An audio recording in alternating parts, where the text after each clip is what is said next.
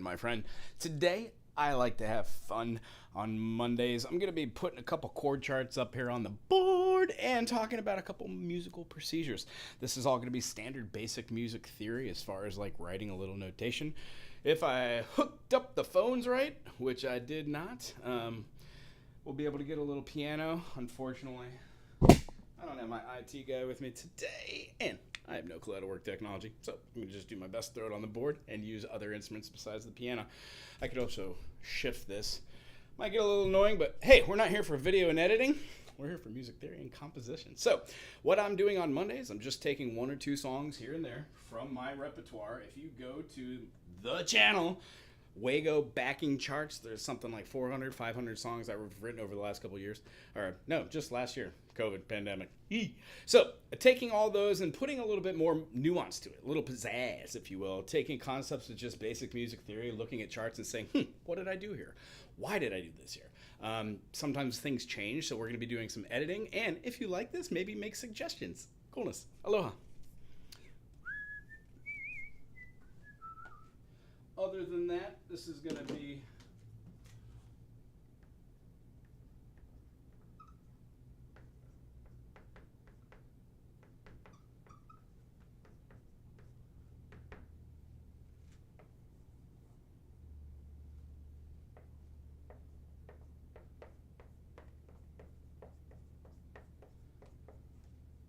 today was just a song that I did called Merry Travelers. Merry Travelers is just a kind of concept for troubadours, bands, people who go around the country playing music for people in different cities or states. So it just so happens in the Midwest, where I did most of my gallivanting, found myself doing a lot of different fill-in work for different bands, which taught me how to play a bunch of different instruments, which was really kind of fun. So let's hear how this volume. Oh, you can hear me great. And then give me 2 seconds to see if I can see if my other things are working. On Tuesdays, I do theory, 9 to 10, same time frame right now, but tomorrow, different shirt, different concept, but it's still the same thing. We're talking about music 101, trying to write some stuff and understand key concepts, which will take you from just beginner music to like a little middle, above ground, intermediate style. Let's see if mirror works. Nay, say I. Maybe I could add this on. Give me just one moment here. This one looks like my iPhone. I'm going to go ahead and add it, turn it off. Let me see if I can pull another source up here. I do hate to waste your time because I know it's super silly precious. However, I just really want to see this video audio capture. Boom. Let's see if it'll load up the phone. It's not right. Hey. No, just does not. I don't know how to get it. Transform, true transition. Screenshot preview, enable, preview, log preview. No, none of this makes sense. Anywho, reset transform. No, that doesn't work either. Anywho, who cares? We're going to be doing it like this, full style. I'm going to show you a couple things on the board here, and I can just go and see if this the mirror thing kind of works. Let's see, we got rid of the copying, so maybe I could add that. Add another scene, if we will. Computer.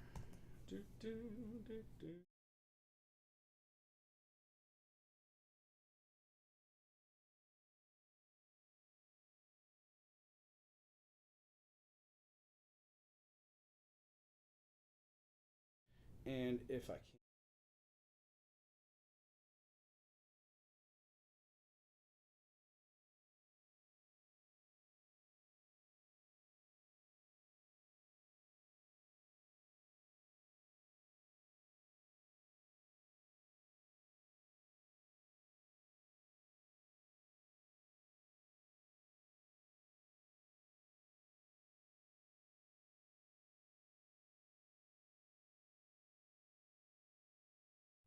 If I did this right, you should be able to see the screen that I'm going to show. I'm going to show you the song of Merry Travelers, what it looks like in IREALPRO, and then we're going to go over it with chordal analysis. I hope you enjoy. I hope this works, and if you like what I'm doing here, subscribe. Throw something cool in the comment section, or make suggestions.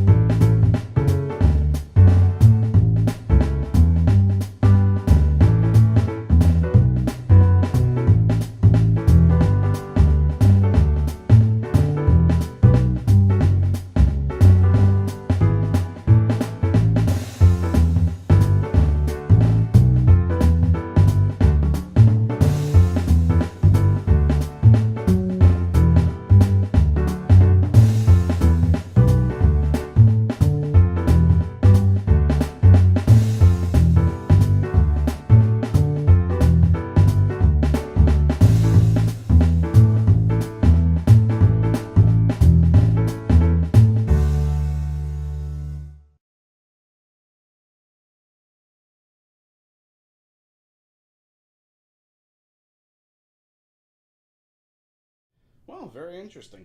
So standard run-of-the-mill kind of song has some chord changes here and there. My favorite part, I guess, would be the end part where it does the bum dun dun, like the breakdown, the outro. So that's kind of where I would throw a jam section. We'll talk about that in a second. As far as what I do over here, you could say that just using my iPad, I throw up the same chart that's over here. I throw out a couple song ideas or lyric ideas on one side, and then I go back and test those phrasings. Now, the phrasings that I'm looking for in here for these particular songs for this Monday series, the last one that we did today's, the next one, the next couple seven, I like to take these songs and simplify them, make them more accessible, and add one or two kind of concepts which aren't normally done in music books. There's only so many ukulele books out there. You either have collections of books which have songs that are already cover songs which are popular. Some fake books show those as well. And then you've got some books that have a collections of songs where you have no clue what's going on. You need to read the melody. You need to read the chord structures above that. And it takes a little bit of know-how to know how to do that. That's what I teach all my students to do on any given instrument. And the kind of concept that I want to walk through today is that once you start learning a basic set of chords on a certain instrument, you can then alter those chords. There are only 3 tones known as the triad, and each time we go through something like this, it becomes a little easier to actually just start seeing music with terms, vocabulary. Then you would add concepts that you're mimicking off of famous artists and composers. And at a certain period of time after doing this over a while and a little bit of chordal analysis, you begin to come up with concepts of your own. Now, some people do this on their own naturally, and they don't know what it's called. Some people do this naturally and do know what it's called, and it doesn't affect the way that their music really sounds, or it does affect the way their music sounds. It depends on each individual. So, for today, what I want to do is take this Merry Travelers. The first thing we have to do is check to see that it's in the same key. Now, I must be looking at the wrong song. There we go. So this is going to be in the key of G major. So with G major here, let's see here. It's right on the one that doesn't have the mark. We've got a super simple intro. So the intro I mark as my I-N-T-R-O. You can even, what's the word? Simplify that by just putting I-N for intro. It'll be known. La la la la la. There we go. I know I'm going to put my tempo. What was that? 4/4. Feels like common time, where we have 4 beats per each one of these measures.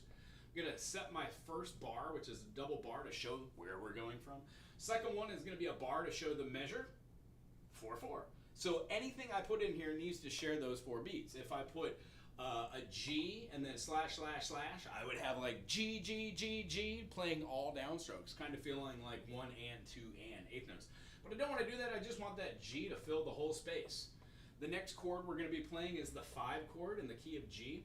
Remember, when you're writing these out, sometimes it's really kind of easy to use your circle of fifths. Now for me, I do like to write the circle of fifths out. I will take,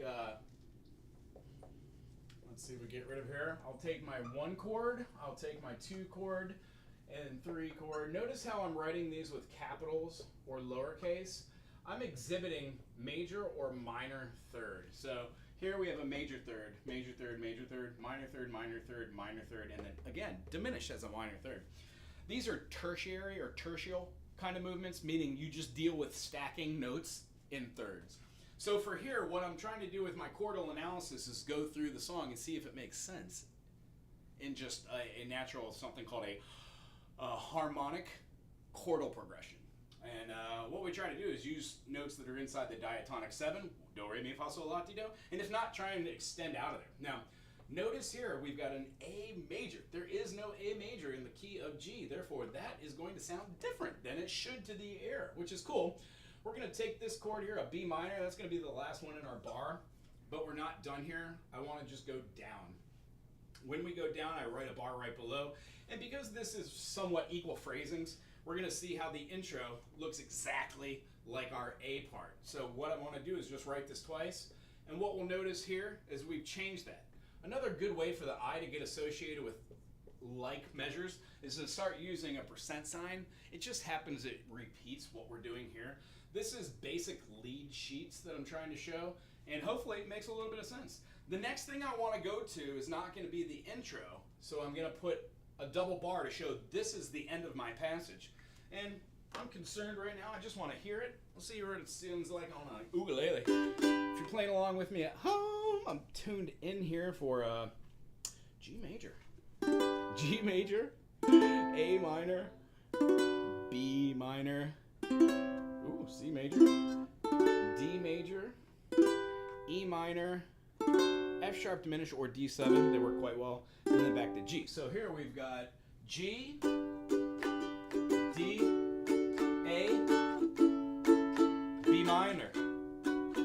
Wow, let's hear what it sounds like with the A that should be inside the diatonic 7.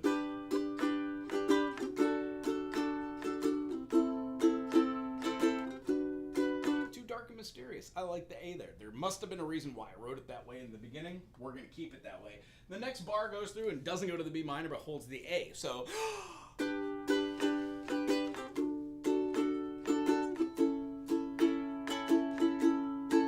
nice. Do we want to alter that second A in any way? Do we want to play A major, A sus, A, like do a little feeling of suspension and then back in resolution? Let's cross that bridge in a minute. Remember, the whole idea is to keep this a little bit simpler than what it naturally would have been. So the concept is I would like to play through it one time and then go through all the different parts. If you are at home and you're playing along, please put in the comment section what your instrument of choice is for today. I would like to be able to at least cater and play the same one you are, if I have it here. And excuse my typing. I am clocking in or typing in so I could see the comment section on the computer. Seems to be problematic going to the little iPad while I'm using it. Boop boop ba-doo doo doo doo.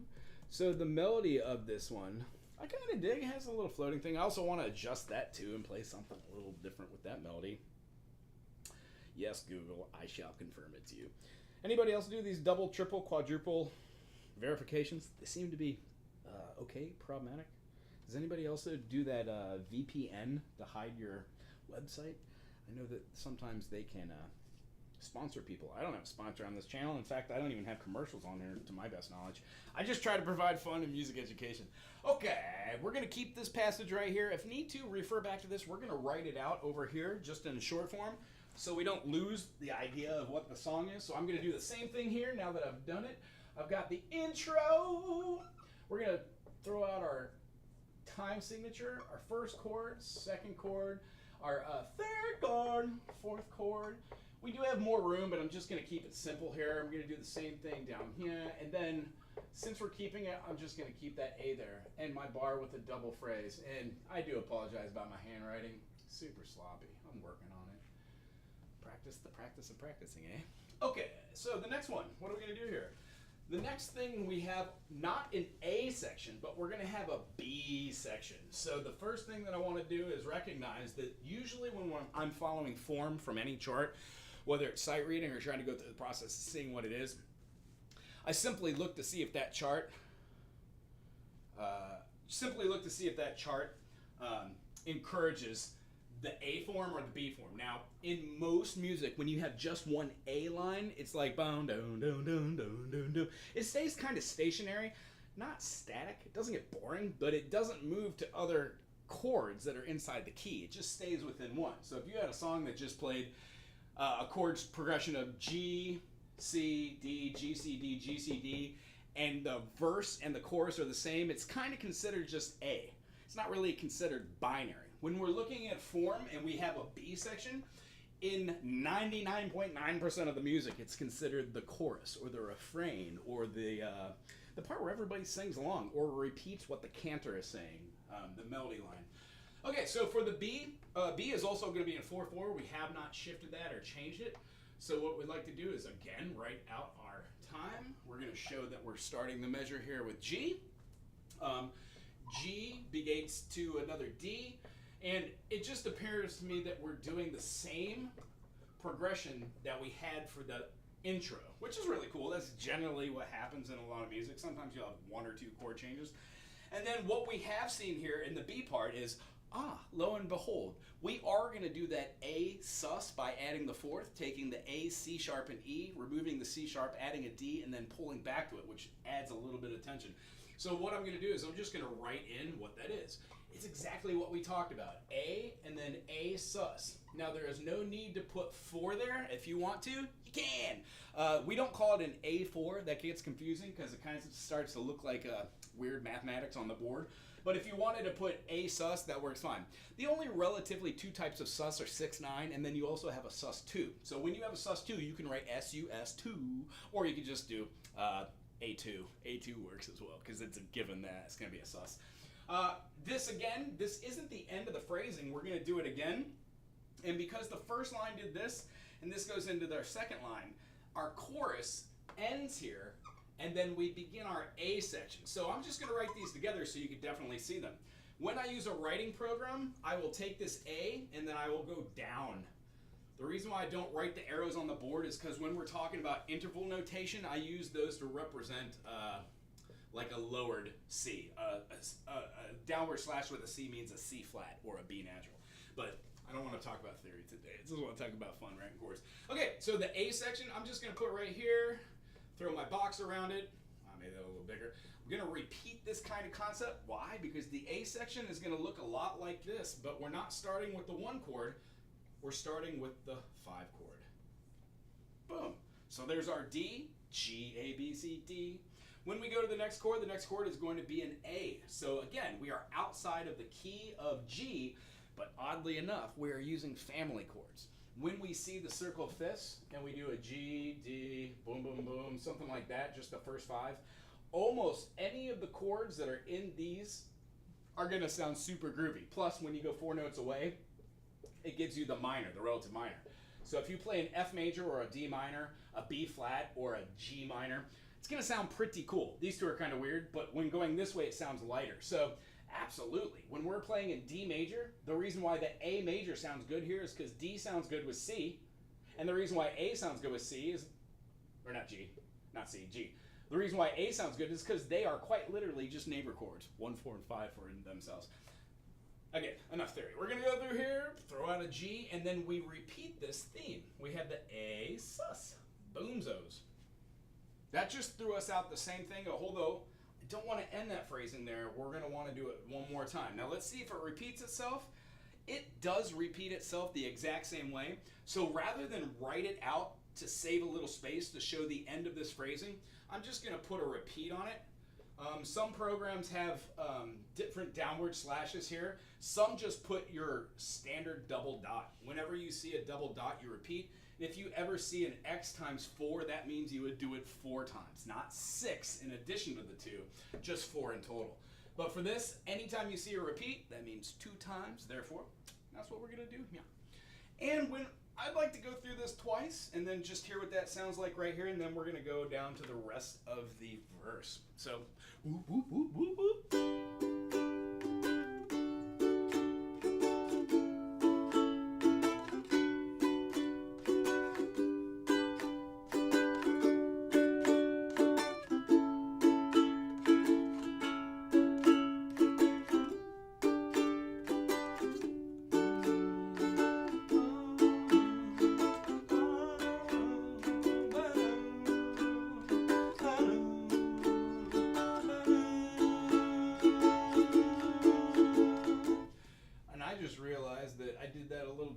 Maybe we should turn this around.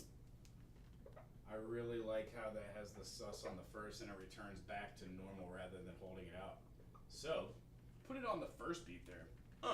Let's hear what the not the chorus, but the A form, the verse sounds like. A goes to D, A, G, A sus. We don't have to give it all beats. 1, 2, 3. In my mind, I'm hearing 8th note, half note, or quarter, quarter, half. If you're counting in 4/4. So could also work. We have half note, half note, half note, half note. Also, I'd suggest keeping your hand going so the rhythm always stays in 4/4. All right, when we go through here, the next thing that I want to do here is express myself after playing that 2 times. Da, da, da, da, da, da, da, da, da, and then it hits a minor. Boom. Now notice how B minor is the relative minor of D. If we kept going down in this, we would have E has 4 sharps, B has 5, F sharp has 6, and C sharp has 7. I'm not going to do the flats because what I kind of teach, and again, not to do teaching, but if we're doing like, how many notes are in the key of the key we're in right now? We're in the key of G. There's one sharp. That sharp is F sharp.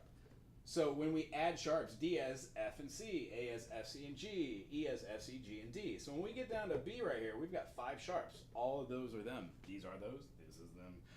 So right here, we're seeing a B minor as being the relative minor of the key of D major. Pretty sweet, which means we're just giving it a minor tonality rather than a major tonality. They share the same key signature. They're super awesome together.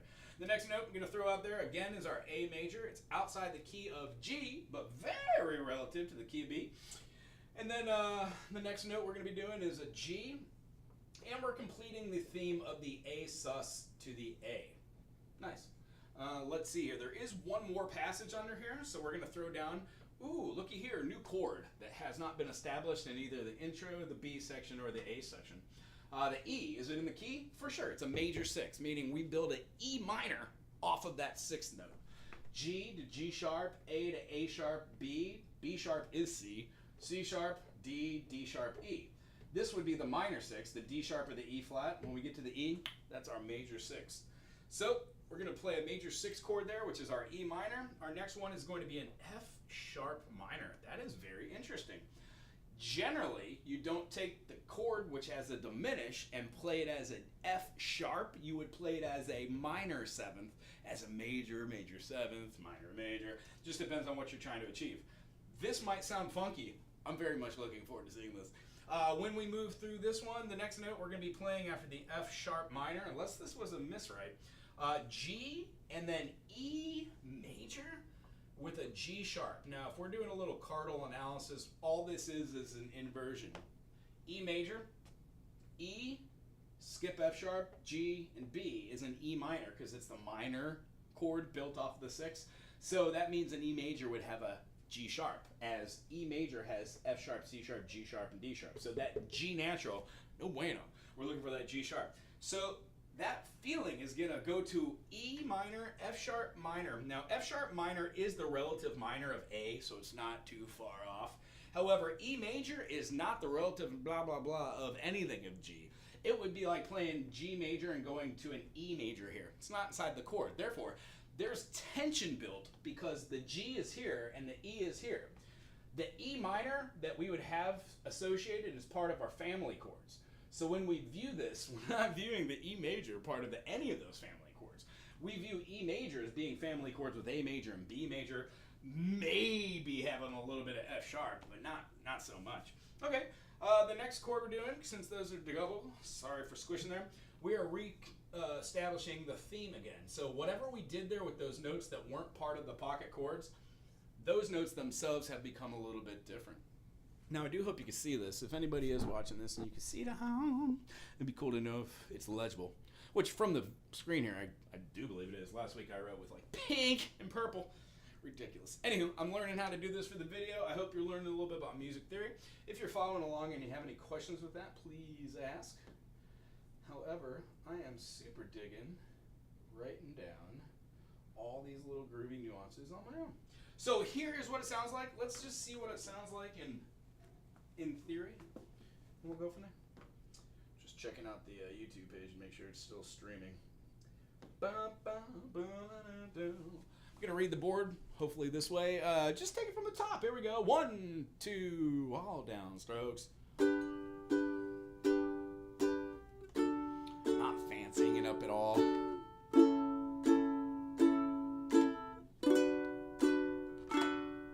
Even a B minor 7 would work there. Remember sus first. That could be like a retardando there to make it feel like it's flowing oddly, and then right into the B section. The B section being established as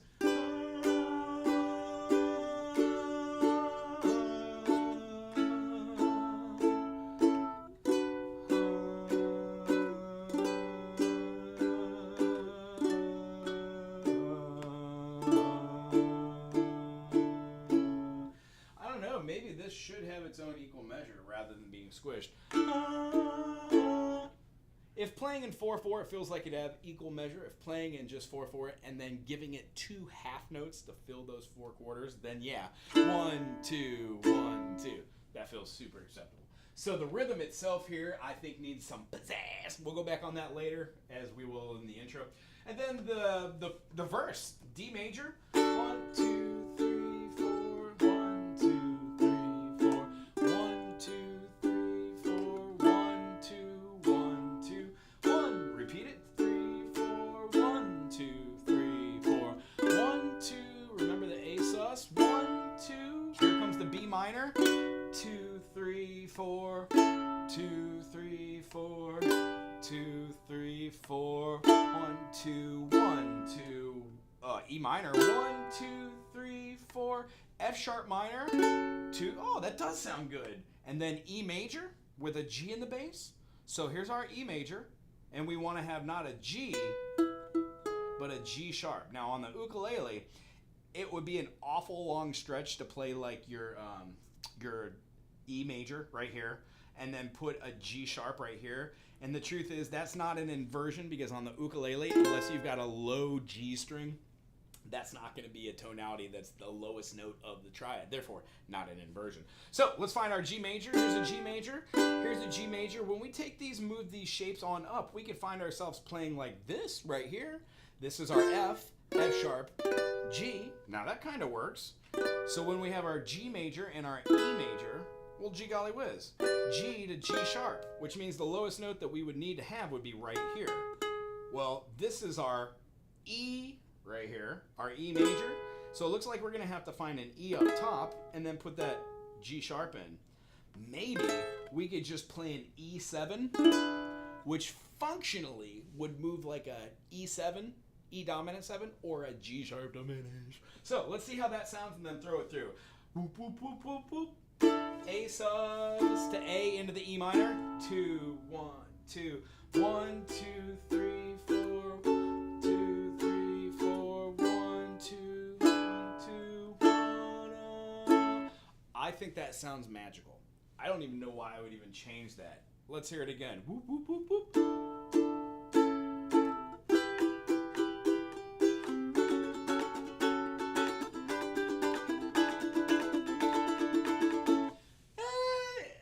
It's a little choral, but hey, why not? If we go slow enough, it might make sense. Remember, I'm going to be writing these songs to put them in a book, which should be aimed at all ages, 5 and up. But also, it won't be the same as just learning how to play a C like this, but also learning how to play a G major like this. And if you haven't noticed, sometimes I play my G's like this. Well, I would like to show that in a book, because none of the beginner books I have ever really shown that. These are just the inversions and moving them. Cool. That is the groove, and then the next thing we're going to do is work on the C part, which was the actual kind of part I really like. Now, I'm going to take this whole thing, put it over on the other side, so we make sure that we remember this, and we can play it all together now, in one fell swoop. All together now. And remember, when you write these over and over again, that's how you get better at chart writing and songwriting. You notice idiosyncrasies and things that you missed in the beginning, and then by going back on charts like this, I don't remember when I wrote this, but it was sometime in the last year. I don't remember any of the changes, but then now that I'm seeing it, I like the little movements of it. It hasn't changed out of 4/4, so there's no need to establish the time. However, I do absolutely want to write in my B and then put my box around it, and then put my double bar stating that we're starting this one right here. Now remember, the B is going to be the same as that A. So honestly, if I just wanted to have a whole section repeat, sometimes I would put like a DC coda or a DC fine towards the end, or DC first entrance. But for here, we're just going to write it on out again. I'll do it a little bit smaller so I don't take so much space. And again, you want to write these out so you get better at writing. This makes sense that if you look at your movements here, you might change something. Now remember, in the B part, we did do the A sus, so that's the only alteration. That's why I can't repeat what we did down there. I'm going to end that with my double bar. Since I'm going here to the A section, I'm going to throw that out here. Remember that we start with the 5 of the chord now, not the 4, or not the 1 rather. And then we're going to be going from the 5 to that major second rather than a minor second. For the purpose of this and this explanation, I'm writing it out with chord lead sheets, but normally I wouldn't write this in any key. I would write it with Roman numerals, so I didn't have to have it in a set key. Meaning, if I wanted to play this song in the key of A, well, A major has A major, B minor, C sharp minor, D major, and then D, E. So if we were to do A major here, I would have a 1 chord, a 5 chord, and then a major 2. So I would have A major would be my 1 chord. If I wanted to go to my 5 chord, I would play my E, and then I would go to my major 2. In the key of A, it should have been B major. So we'd have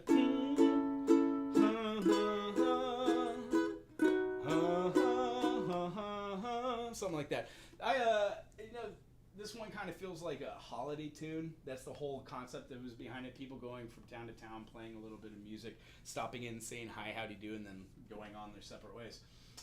Besides just that quick modulation there, the whole point of doing this, again, is to be able to write these over and over. So we're just going to write out our G, sus, back to our A, boom, bada boom. That goes on again. Remember, we're going to do this 2 times, so I'm going to put a repeat here. Just right there. We're going to do that 2 times. Next line is going to be a B minor to A major, that major second. We're going back to the root or the tonic, that prime. And then we're going to be playing our major 2 sus back into a major. And then the last line throws that E minor, throws out that really cool minor movement from the E minor, F sharp minor, G major, and then right here I wrote it as an E with a G sharp in the bass. I'm just going to throw it out there as an E7 because that was essentially what we did. And then lastly, we're going to have that same sort of cadence ender here with the A sus into the A. Putting a double bar to end it. At this point, I'm just going to go over here and get rid of this. I hear jingle bells in the back of this too, and fanfares like, anybody know what an Irish batarand is, or the drum, batarand? Some sort of, I could even hear this in a march, like a 2-2 thing. And here, this next section is going to be the C section. C section here starts again, new phrasing, and we've got an F in the first phrase, and believe it or not, because there's 4 beats here, we're going to have an E minor right away, and there will be a lack of 2 beats. So it's going to have an E, and it's going to hold out and go to the D. Now remember to count those out. We're going to have to do those together. If not, we'll show you a way how to do that so you remember it in your charts.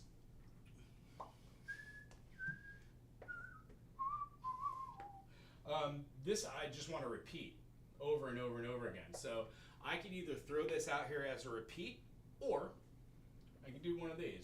I throw the rest of the bars out there, and then down here I put a double line with bars. Now it's like our percent, but it doesn't mean just repeat the last one like we did up here. This one meant to just repeat the A. This means to go back and repeat the whole phrasing from the beginning of the double bar section. So that's what we're going to do here. Has this whole bitty groove. We're going to do this. Let's do this 4 times. Maybe longer if our jam is doing something. In phrasing, I think it's X4.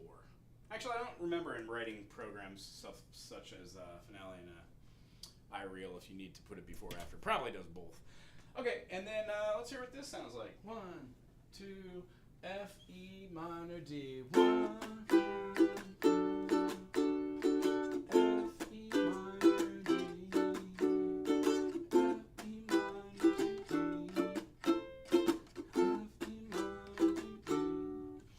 I threw out a D7 there, or an F sharp diminish.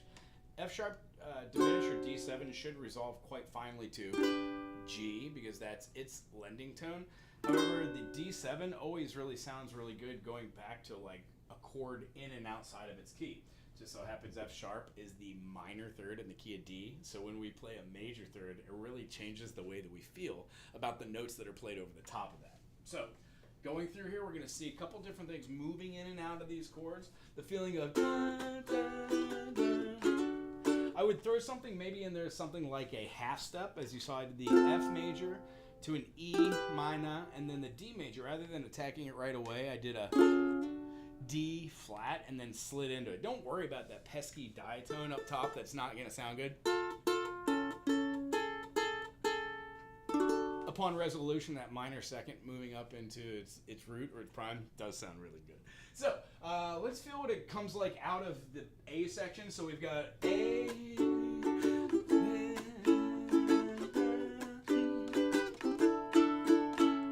Again.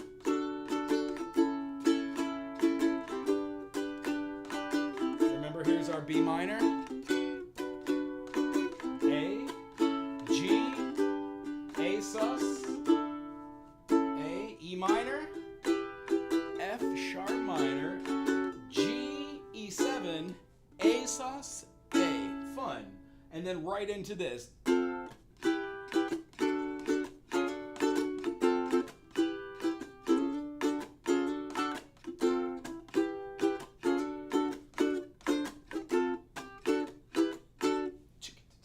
So that could be a good jam. You could play that out like 10, 15, 20, 30 measures.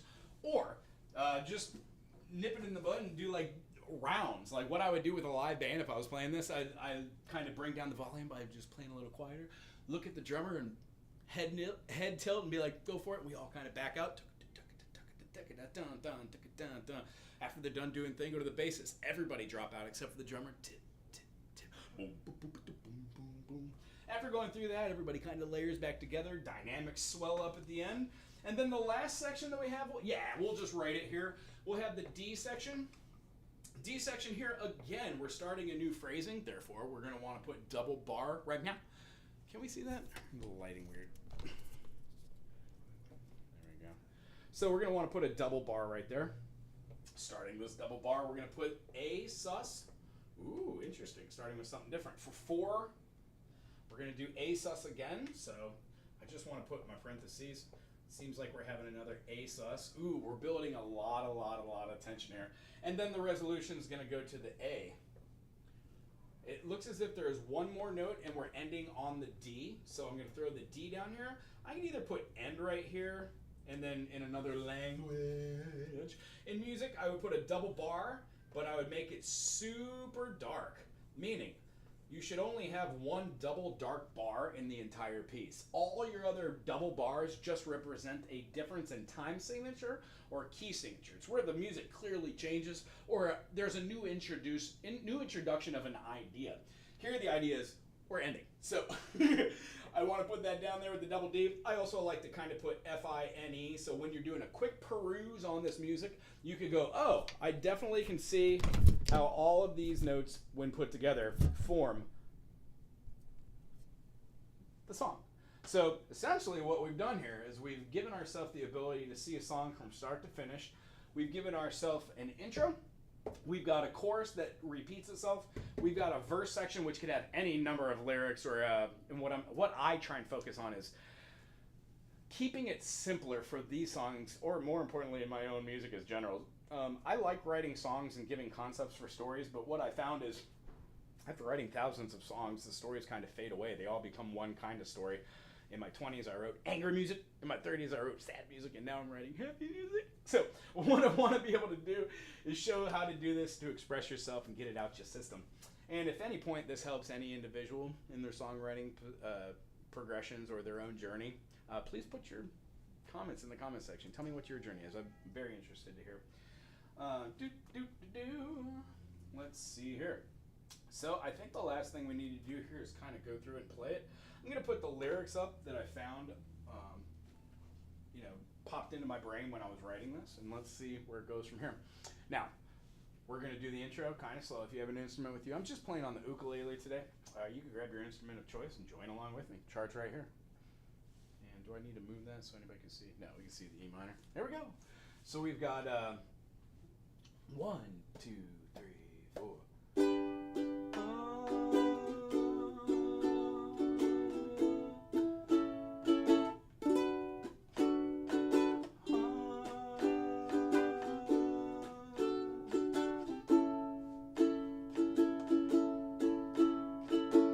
For the verse, for the chorus, I was feeling something like, all merry travelers carry a song, and all merry travelers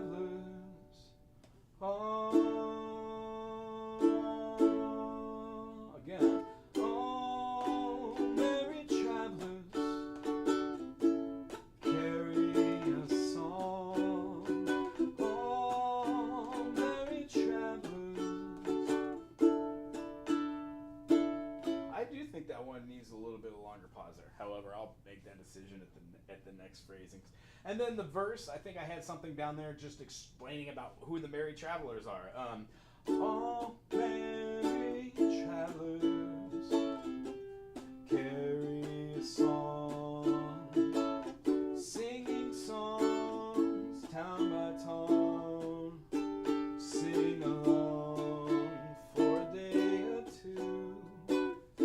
It'll do just for me and just for you. All merry travelers.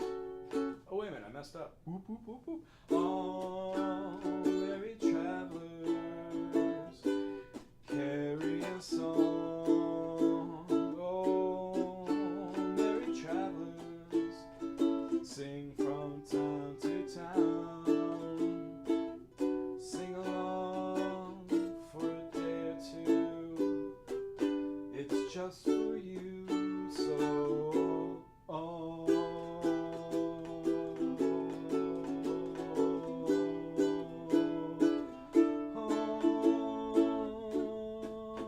Then it goes DS al fine. Now, the one thing we didn't talk about that I'm seeing now in the music is this. Good theory thing. When you see a DS al fine, that means del segno. Now, that just means the sign. Now, what am I going to do here? I'm going to take that del segno and I'm going to draw it right here. I'm going to put a bar just like our parentheses and do an S right through it and 2 dots on both sides. Now, this is a simplified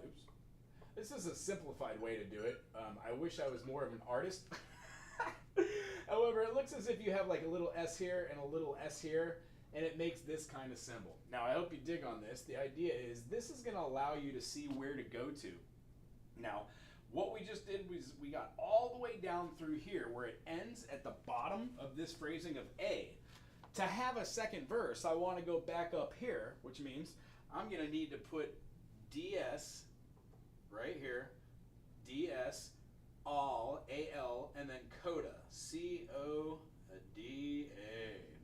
Now what this means is when you have a coda and a coda, you're going to the head of the song or the tail of the song, the bottom or the top. This just happens to say we're not going completely to the top, we're not going DC directly here, but we are going here to the sign, and then we're going to follow that all the way to the tail.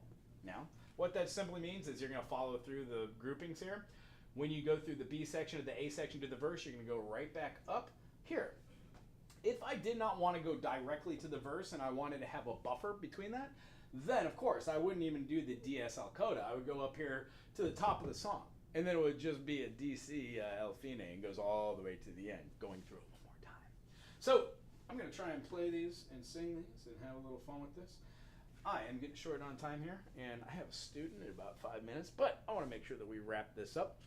The whole reason for doing this is so when I go over it over and over and over and over again, melody lines start to create. Harmonies start to be stacked, and I think tertiarily, how would a harmony, if I was singing with other people, sound? What kind of notes are the chords going to be playing, and can I write a melody line which utilizes one of the notes inside the scale preferences, like the diatonic notes? And if I do write that melody line, how do I keep it following a certain set of rules, like not doing octave jumps, not doing awkward phrasings, but trying to keep things a little bit light?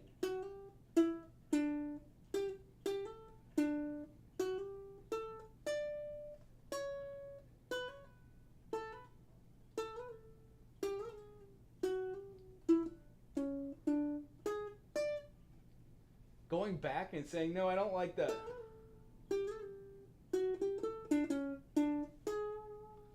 It sounds diminished. I don't want that. So I'm going to raise it up to an A. There we go. And then being able to play through those notes and writing out the melody by writing it by hand on the grand staff is the next step of this. Each one of these songs is a process. Heck, I might move back on this one and do this one again in the series just to write a more definitive line. However, I'm going to play out what I think the song should sound like. If you're playing at home, please sing along as well.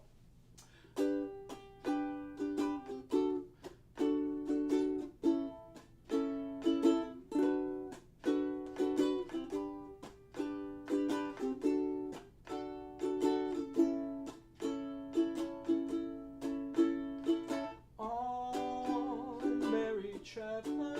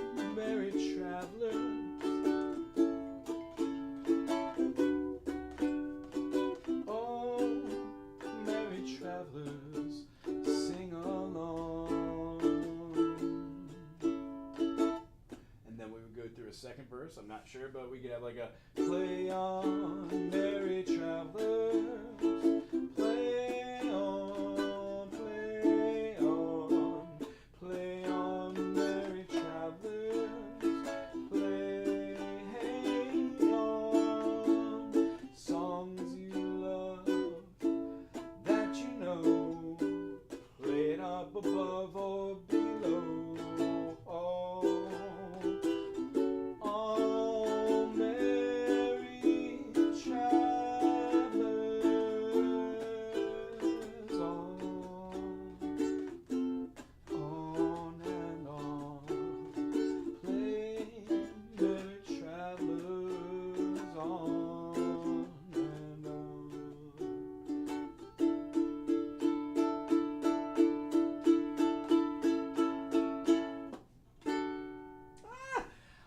A little revamp of that ending is appropriate. However, for today, I'm out of time. I hope this was fun and you enjoyed this. Guess what? There's a couple hundred other songs. I'm going to try and do this every Monday until at least I knock out the idea for the children's book songs or just the ukulele book songs, and then throw them into a PDF file, try and get a publisher, and then go through the process of adding little illustrations. If you are an artist and you like to do simple artist and illustrations, maybe reach out. We could forge some sort of deal. Like maybe you can trade some lessons via Zoom, or if you're local, face-to-face, for maybe a little bit of illustration work. Other than that, I really enjoyed doing this today. Look forward to tomorrow, whence I will be doing a theory exercise talking about major scales. Now, each Tuesday, all I do is I go through the circle of fifths or some concept, and I utilize that circle of fifths, and I talk about how you can utilize it in your own music writing process. Anyway, I enjoyed today. Thanks for being here, and we'll see you soon. Aloha.